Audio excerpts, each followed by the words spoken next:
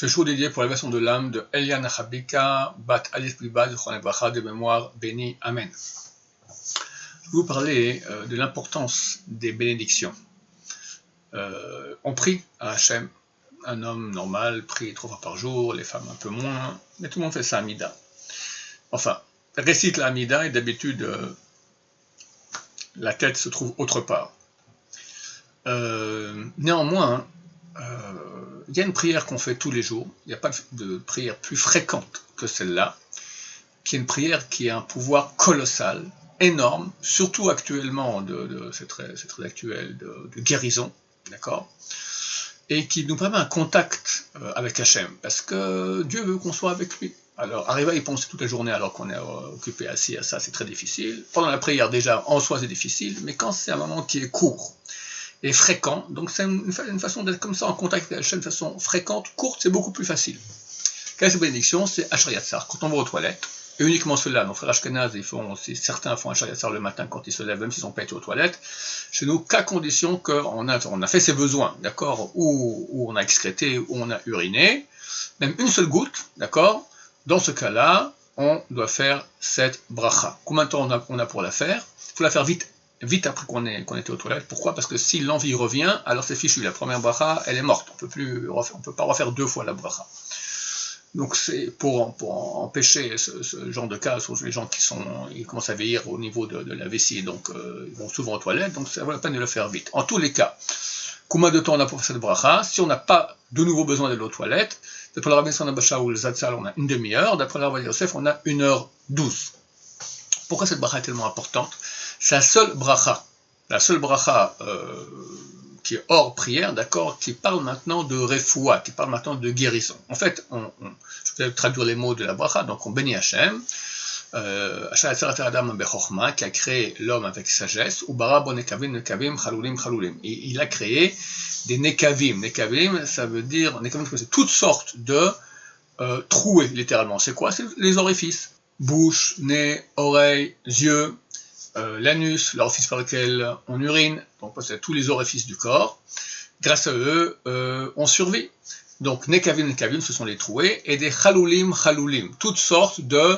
Chaloul signifie, c'est un tuyau, il est creux à l'intérieur, creux, donc l'œsophage, tout le système digestif, l'estomac, tout ce qu'on a tout le système urinaire, etc., qui nous permet de survivre.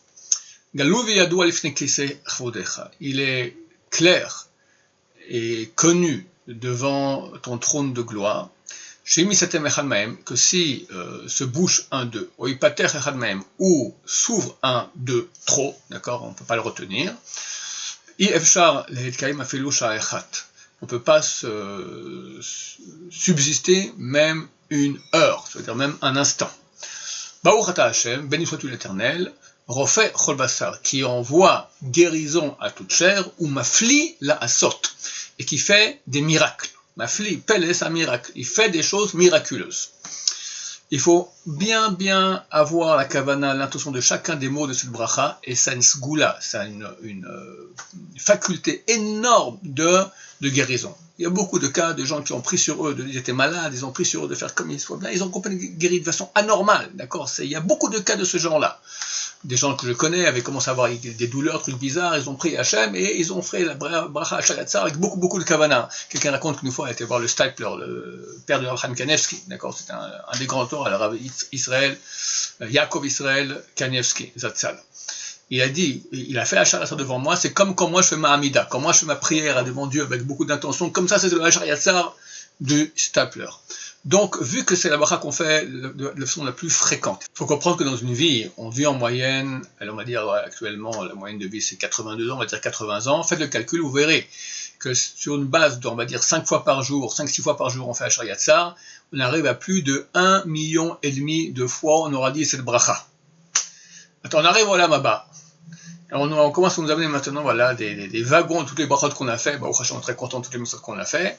Tout on commence à faire la sélection. On voit ça, pas bon, ça tu rêvais tes vacances, ça tu rêvais tes problèmes, ça tu rêvais de tes examens, ça tu rêvais de n'importe quoi. Tac, tac, tac. Combien tu as fait de brachot? C'est la bracha la plus fréquente. C'est énorme la puissance des brachot.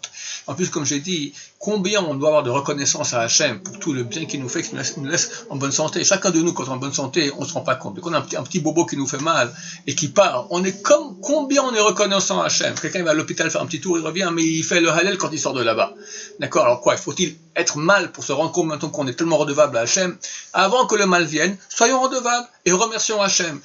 Surtout en ces temps de coronavirus où on voit tellement de gens, hélas, qui souffrent de cela. Combien on doit prier à Hachem? Qui sait, peut-être grâce à une bracha qu'on fera, on sera sauvé, ou peut-être le mérite de nos brachot vont sauver d'autres proches qui ont, hélas, la maladie. Donc renforçons-nous beaucoup dans cette bracha, surtout à la fin. Baruch ata Hashem, béni soit l'Éternel, refait kol basar, qui envoie la refoua, la guérison, ou mafli la asot, qui envoie la guérison à chaque chair, ou mafli la asot, et qui fait des miracles. On demande à Hashem qu'il fasse encore et encore des miracles. Baruch Adonai, l'olam, amen, amen.